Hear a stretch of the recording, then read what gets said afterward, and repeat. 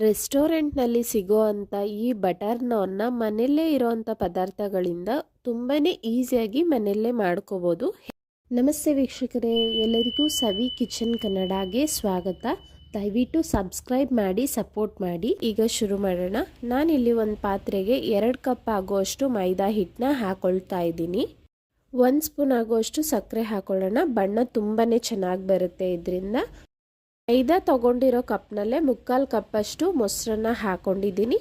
Baking ಪೌಡರ್ನ ಅರ್ಧ ಸ್ಪೂನಷ್ಟು ಹಾಕ್ತಾ ಇದ್ದೀನಿ. ನಂತರ ಬೇಕಿಂಗ್ ಸೋಡಾ ಹಾಕೊಳ್ಳೋಣ. ಇದು ಅಡುಗೆ ಸೋಡಾ 1/4 ಟೇಬಲ್ ಸ್ಪೂನಷ್ಟು ಹಾಕಿದ್ದೀನಿ. ರುಚಿಗೆ ತಕ್ಕಷ್ಟು ಉಪ್ಪನ್ನು ಸೇರಿಸ್ಕೊಳ್ಳೋಣ. ನೀರು ಹಾಕ್ದೇನೆ ಎಲ್ಲವನ್ನು ಚೆನ್ನಾಗಿ ಮಿಕ್ಸ್ ಮಾಡ್ಕೊಳ್ಳೋಣ ಮೊದಲಿಗೆ. ಈಗ ಸ್ವಲ್ಪನೇ ನೀರನ್ನ ಹಾಕ್ಕೊಳ್ತಾ ನಾವು ಚಪಾತಿ ಹಿಟ್ಟಿನ ಹದಕ್ಕೆ ಮಿಕ್ಸ್ ಮಾಡಿ ಇಟ್ಕೊಳ್ಳೋಣ. ನೀವು ಹಾಲು ಬೇಕಾದರೂ ಯೂಸ್ ಮಾಡ್ಬೋದು. ನಾನಿಲ್ಲಿ ನೀರನ್ನೇ ಹಾಕ್ಕೊಂಡು ಮಿಕ್ಸ್ ಮಾಡ್ಕೊಳ್ತಾ ಇದ್ದೀನಿ. ನೋಡಿ, 4ರಿಂದ 5 ಸ್ಪೂನಷ್ಟು ಎಣ್ಣೆನ ಹಾಕಿ ಚೆನ್ನಾಗಿ ನಾದೋಣ. ಒಂದು 5 ನಿಮಿಷಗಳ ಕಾಲ ನಾದಬೇಕು. ಆಗ ನಮಗೆ ರೋಟಿ ಅನ್ನೋದು ತುಂಬಾ ಸಾಫ್ಟಾಗಿ ಫ್ಲಫಿಯಾಗಿ ಬರುತ್ತೆ. ಈಗ ಈ ಹಿಟ್ಟಿಗೆ ಮೇಲೆ ಎಣ್ಣೆನ ಹಚ್ಚಿ ನಾನು 1 ಗಂಟೆ ಬಿಟ್ಬಿಡ್ತೀನಿ. 1 ಗಂಟೆ ಬಿಡಬೇಕಾಗುತ್ತೆ. ಈಗ 1 ಅವರ್ ಚೆನ್ನಾಗಿ ಹಿಟ್ಟೆಲ್ಲ ನೆಂದಿದೆ. ನೋಡಿ, ಈ ರೀತಿ ಕಾಣ್ತಿದೆ. ತುಂಬಾ ಸಾಫ್ಟ್ ಆಗಿದೆ ನೋಡಿ. ಇನ್ನೊಂದು 2 ನಿಮಿಷ ಚೆನ್ನಾಗಿ ನಾದ್ಕೊಳ್ಳೋಣ. ಎಷ್ಟು ನಾದ್ತೀವೋ ಅಷ್ಟು ರೋಟಿ ತುಂಬ ಸಾಫ್ಟಾಗಿ ಬರುತ್ತೆ. ಇದನ್ನು ಈಗ ಪಕ್ಕಕ್ಕಿಟ್ಟು ಇಲ್ಲಿ ಬಟರ್ನ ಒಂದು ಪ್ಲೇಟ್ಗೆ ಹಾಕ್ಕೊಂಡಿದ್ದೀನಿ. ಒಂದು ಸ್ವಲ್ಪ ಕ್ಯಾರೆಟ್ ತುರಿ, ಒಂದು ಸ್ವಲ್ಪ ಕೊತ್ತಂಬರಿ ಸೊಪ್ಪನ್ನ ಹಾಕ್ಕೊಂಡು ಮಿಕ್ಸ್ ಮಾಡಿ ಇಟ್ಕೊಳ್ತೀನಿ. ಈಗ ಹಿಟ್ಟನ್ನು ತಗೊಳ್ಳೋಣ.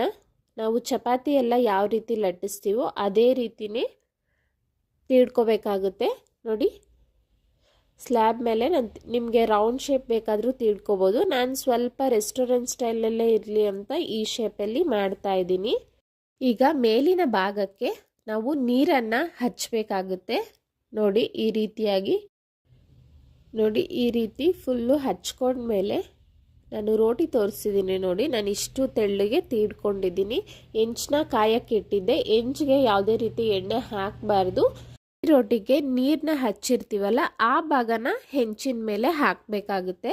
ಮೈದಾ ಆಗಿರೋದ್ರಿಂದ ಒಂದು ಸ್ವಲ್ಪ ಬೇಯೋದಕ್ಕೆ ಟೈಮ್ ತಗೊಳುತ್ತೆ. ಒಂದು ಸೈಡ್ 1 ನಿಮಿಷಗಳ ಕಾಲ ಚೆನ್ನಾಗಿ ಬೇಯಿಸ್ಕೊಂಡು ಈ ರೀತಿ ತವಾನ ಸ್ಟವ್ ಮೇಲೆ ರಿವರ್ಸ್ ಮಾಡಿ ಬೇಯಿಸ್ಕೊಳ್ಳಿ. ನೋಡಿ, ನಾನ್ ಸ್ಟಿಕ್ ಆದರೆ ನಮಗೆ ಈ ರೀತಿ ಅಂಟಲ್ಲ. ನೀರು ಹಾಕಿದ್ದಿದೆ ಕಾರಣಕ್ಕೆ ತವಾಗೆ ಅಂಟ್ಕೊಂಡಿರುತ್ತೆ, ಬೀಳಲ್ಲ. ಆಗ ಎಲ್ಲ ಚೆನ್ನಾಗಿ ಬೆಂದಿದೆ. ಈಗ ನಾನು ಸ್ಟವ್ನ ಆಫ್ ಮಾಡಿ ನಾನು ರೆಡಿ ಮಾಡಿ ಇಟ್ಕೊಂಡಿರೋ ಅಂಥ ಬಟರ್ನ ಮೇಲೆ ಹಾಕ್ತಾ ಇದ್ದೀನಿ. ನೀವು ಹೀಗೆ ಮಾಡಬೇಕು ಅಂತ ಇಲ್ಲ. ಬಟರ್ ಇಲ್ಲ ಅಂದರೆ ಆಯಿಲು ಯೂಸ್ ಮಾಡ್ಬೋದು. ನೋಡಿ, ಎಷ್ಟು ಸಿಂಪಲ್ ಅಲ್ವಾ. ಚಪಾತಿ ಎಲ್ಲ ಯೂಶಲಿ ಮಾಡಬೇಕಾದ್ರೆ ಅದ್ರ ಬದಲು ಈ ರೀತಿನೂ ಮಾಡ್ಬೋದು. ರೆಸ್ಟೋರೆಂಟ್ ಸ್ಟೈಲ್ನಲ್ಲೇ ಮನೆಯಲ್ಲೇ ಆರಾಮಾಗಿ ಇದ್ರ ಜೊತೆ ಪನ್ನೀರ್ ಗ್ರೇವಿ ಎಲ್ಲ ಮಾಡ್ಕೊಂಡು ತಿಂದರೆ ತುಂಬಾ ಚೆನ್ನಾಗಿರುತ್ತೆ. ಎಲ್ಲ ಮನೆಯಲ್ಲಿರೋ ಅಂಥ ಪದಾರ್ಥಗಳೇ. ನೀವು ಬೇಕಿಂಗ್ ಪೌಡರ್ ಇಲ್ಲ ಅಂದರೆ ಎಲ್ಲ ಅಂಗಡಿ ಹಾಗೂ ಸೂಪರ್ ಮಾರ್ಕೆಟ್ಸಲ್ಲಿ ಅವೈಲಬಲ್ ಇದೆ, ತಗೊಳ್ಬೋದು. ಇದ್ರ ಜೊತೆನೂ ತುಂಬಾ ಚೆನ್ನಾಗಿರುತ್ತೆ. ನಾನಿವತ್ತು ಪನ್ನೀರ್ ಬಟರ್ ಮಸಾಲ ಮಾಡಿದ್ದೆ. ತುಂಬಾ ಟೇಸ್ಟಿಯಾಗಿ ಬಂದಿತ್ತು. ಎಲ್ರಿಗೂ ತುಂಬಾ ಇಷ್ಟ ಆಯಿತು. ತಪ್ಪದೆ ನೀವು ಸಹ ಟ್ರೈ ಮಾಡಿ. ಹೇಗಿತ್ತು ಅಂತ ಕಮೆಂಟ್ ಮಾಡಿ. ನಮ್ಮ ಇವತ್ತಿನ ರೆಸಿಪಿ ಇಷ್ಟ ಆಯಿತು ಅಂದ್ಕೊಳ್ತೀನಿ. ಪ್ಲೀಸ್ ಲೈಕ್ ಮಾಡಿ, ಶೇರ್ ಮಾಡಿ. ಇನ್ನೂ ಯಾರೆಲ್ಲ ಸಬ್ಸ್ಕ್ರೈಬ್ ಆಗಿಲ್ಲ ಈಗಲೇ ಹೋಗಿ ಸಬ್ಸ್ಕ್ರೈಬ್ ಆಗಿ. Thank you.